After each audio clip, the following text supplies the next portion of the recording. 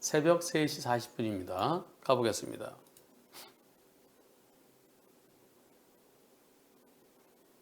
대리운전 하시는 거예요. 오, 사람. 이런.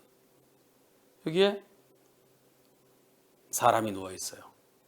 순간적으로 핸들을 틀었는데 다리를 밟았어요. 이번 사고, 불박차 잘못 있습니까? 없습니까? 100%가 잘못 없다. 네. 이 사건, 경찰은 운전자의 잘못이 있대요. 그러면서 중상해로 기소했어요. 그 가족들이 처음에는 연락이 잘 안 됐었는데요. 나중에 가족들이 사고 난 걸 알고 이거 중상해다. 진단이 많이 나왔다. 뭐 진단 글쎄요. 뭐 한 12주 뭐 또 보통 보면은 뭐 조금 전에도 아까 11주일 때 중상해 여부 판단한다고 기다리고 있다고 그랬잖아요. 이게 진단이 몇 주 나오는지 모르겠지만 다리 부러지고 그러면 보통 12주 이상 나오거든요. 중상해로 기소됐어요. 어떻습니까? 여러분들 유죄입니까? 무죄입니까? 아까 잘못 없다고 그러는 분이 100%인데 왜 지금은 잘못 유죄가 14%인가요?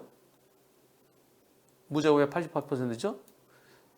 이게 빨간불인가요? 황색등 아니에요? 황색등?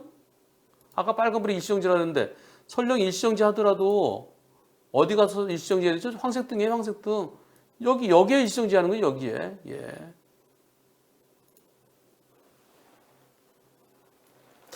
여기서 아까 잘못 있나요, 없나요? 그랬더니 잘못 없다가 100%.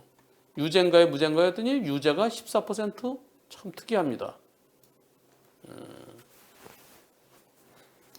이번 사건 처음에는 경찰이 벌점과 범칙금만 부과하려고 그랬어요. 그러다 나중에 중상해로 중상해래 재판받아. 예. 검찰로 넘겨줬어요. 검찰에서 저는 아예 검사가 무혐의 할 겁니다. 걱정하지 마세요. 근데 검사가 기소했어요. 법원의 재판에 넘겨졌습니다. 이분은 2022년 10월 6일 사고 난 이후부터 저한테 그 질문 올리셔서 계속 저랑 대화를 많이 나눴습니다. 이분이 운전자 보험에 가입되어 있는데 근데 그 운전자 보험은 이상하게 변호사 선임비가 1,000만 원밖에 안 나와요. 1,000만 원밖에 안 나오고 그리고 재판에 넘겨져야만 변호사 선임비가 나오는 겁니다. 그래서 제가 처음에는 만약에 벌점 범칙금 부과하면 즉결심판 가서 무죄 받으세요. 근데 나중에 중상해로 기소가 됐어요. 기소된 다음에는 이제는 변호사 선임할 수 있어요. 그래서 저한테 오셨어요. 그래서 제가 이 사건 맡아서 무죄 받으십시다. 무죄. 근데 또 하나 문제가요. 다리 다쳤는데 이걸 중상해라고? 그런 거 중상해 아닌데 다리 절단도 아닌데 이 중상해 아니기 때문에 그럼 중상해가 아닌 것을 중상해로 기소하면 어떻게 될까요? 법원에서 공소 기각할 수 있어요. 공소권이 없는데 왜 기소했느냐? 저는 이게 중상해 아니라는 건 저는 이미 알고 있었죠. 근데 중상해 이런 게 중상해가 아니에요.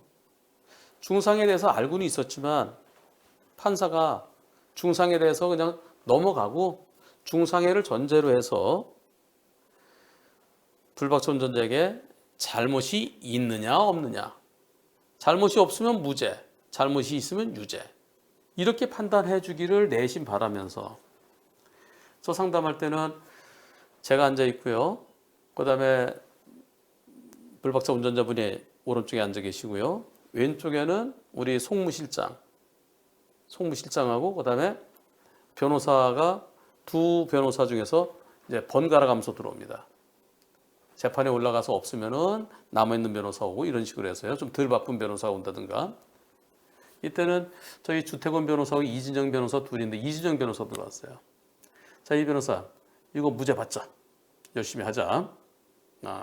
저게 보이겠어? 이게?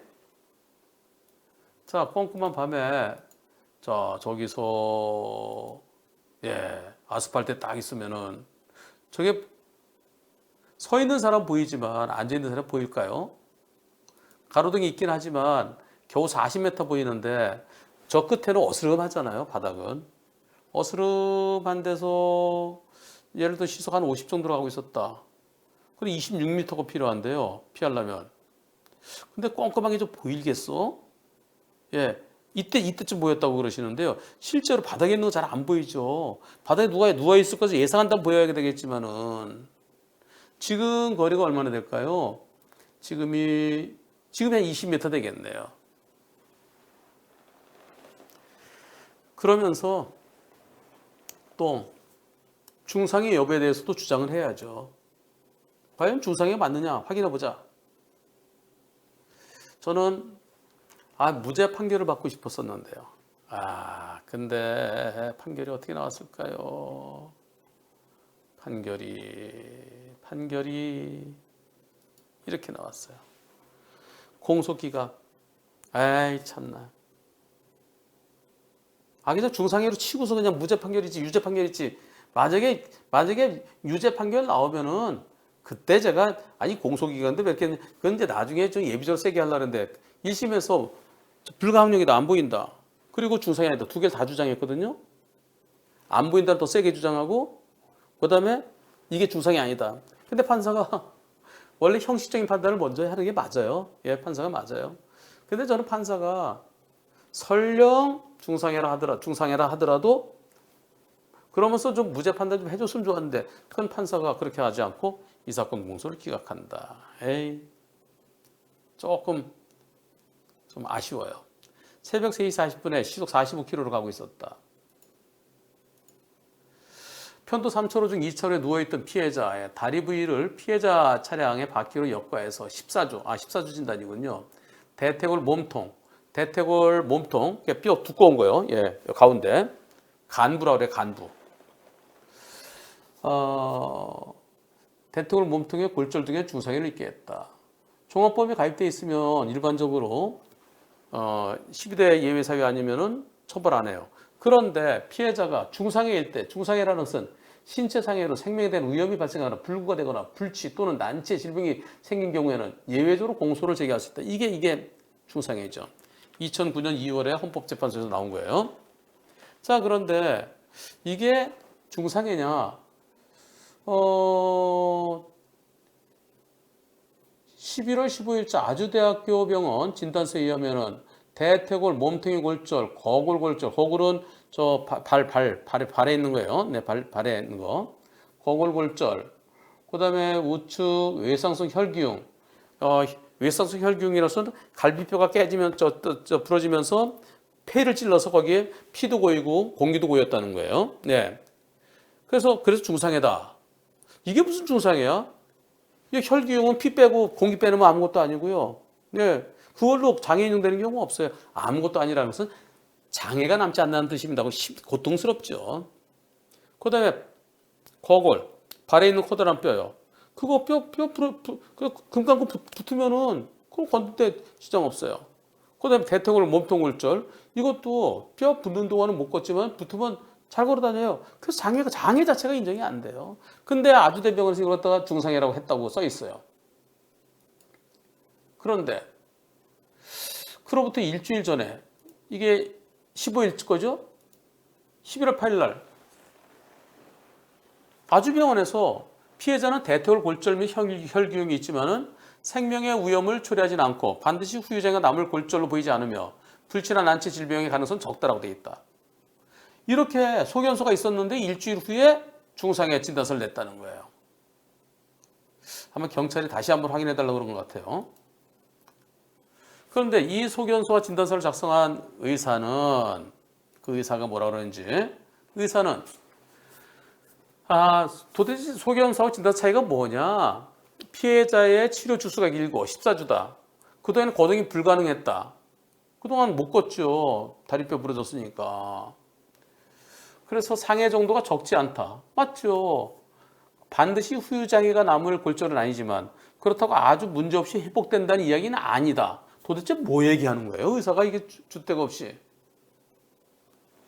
의사의 중상에 대한 정확한 진단은 없고 의사는 그러니까 나는 중상인지 아닌지 모른다. 근데 한 번은 중상이 아니라 했다. 한 번 중상이라고 그랬다가.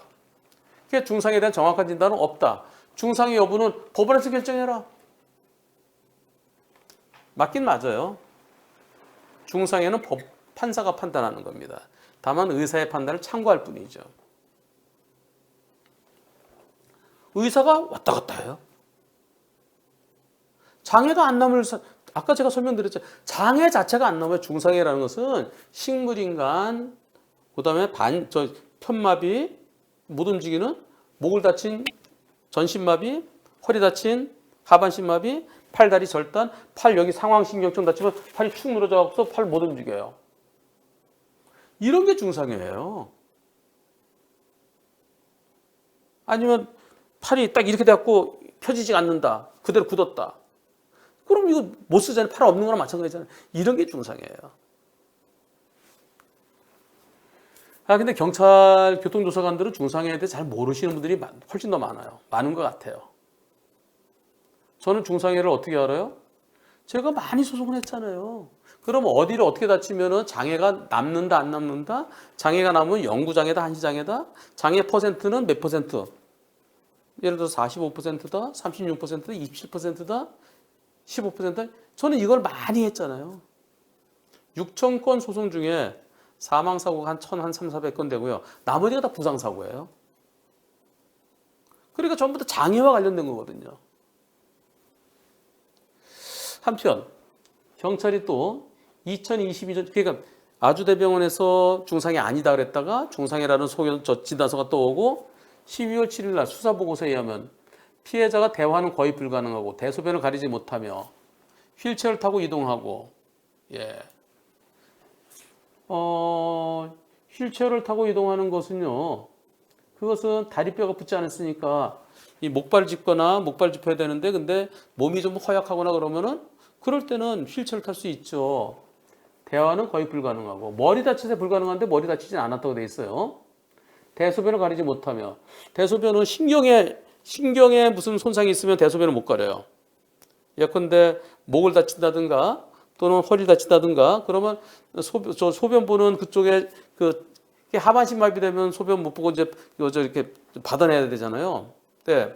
그래서 근데 대소변 못 보는 것도 신경 다친 게 아니에요. 머리 다쳐야 말을 못 하고 목이나 허리 다쳐야 대소변에 이제 문제가 있고요. 근데 다리 다친 거예요, 다리. 그다음에 여기 갈비뼈하고요. 그래서 간병인의 도움 없이 식사도 못 하다. 왜 팔은 안 다쳐 왜 못 먹어요? 그럼 본인이 몸이 허약한 모양이죠. 수사보고서에 하면 대화가 불가능하고 그리고 대소변을 가리지 못하면 휠체어를 타고 이동하고 간병인의 도움 없이는 식사하는 것도 불가능하다고 기재되어 있으나 근데 주된 상해는 골절과 혈기용이다. 피해자가 7, 8년 정도 노숙생을 하고 있었으며 피해자의 아들도 피해자를 약 12, 13년 전에 보았다고 진술하고 있는데 이 사건 사고 이전에 피해자 건강 상태를 확인할 수 없다. 피해자의 현재 건강 상태가 이 사건 사고로 인한 것이 단정하기도 어렵다. 따라서 그렇다면 이것은 중상이 아니다. 중상이 아닌데 왜 기소했느냐? 기소 대상이 아니다. 공소기각이다. 요거는요. 굳이 7, 8년 동안 노숙 생활하고 있었고 이런 거요. 이 사고 이전에 건강 상태 확인할 수 없고 이거 필요 없어요. 머리 안 다쳐도 왜 말을 못 해요? 신경 안 다쳐도 왜 대소변을 못 봐요?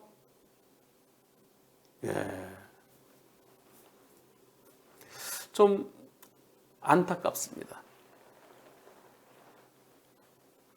공소기각이 아닌 무죄를 받고 싶었었는데 근데 법원에서는 공소기각 판결했어요. 그러면 어떻게 될까요? 검사가 항소합니다. 항소했어요. 제발 검사가 중상해를 좀 입증했으면 좋겠어요. 이건 중상해다.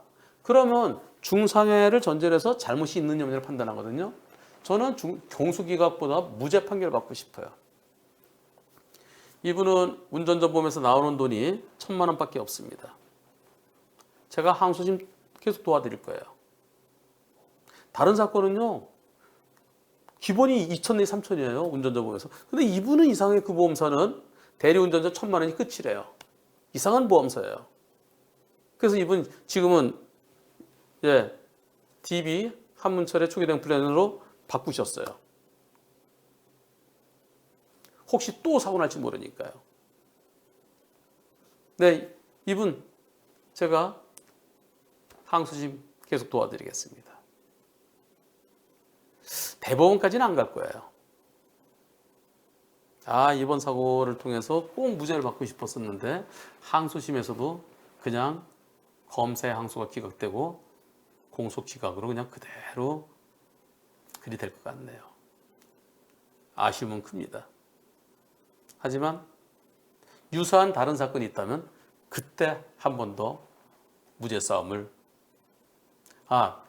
그러니까 무죄 싸움 되려면 사망 사고는 공소권이 있잖아요. 이번 사고가 만약에 사망 사고에 따르면 유죄냐 무죄냐의 싸움이 됐을 텐데 이번 사고는 중상해가 아니라서 그냥 아쉽게 공소 기각으로 마무리가 될 것 같습니다. 그동안 마음고생 많으셨습니다. 경찰은 교통조사관은 잘못 있다, 운전자 잘못 있다, 안전운전 의무 위반이다, 그리고 중상해다 해서 이게 언제예요? 2022년 10월 6일인데 14달 동안 정말 고생 많으셨습니다. 항소심도 고생하셔야 돼요. 근데 신경 쓰지 마세요. 네, 그냥 공소기각해서 검사의 항소가 기각될 겁니다.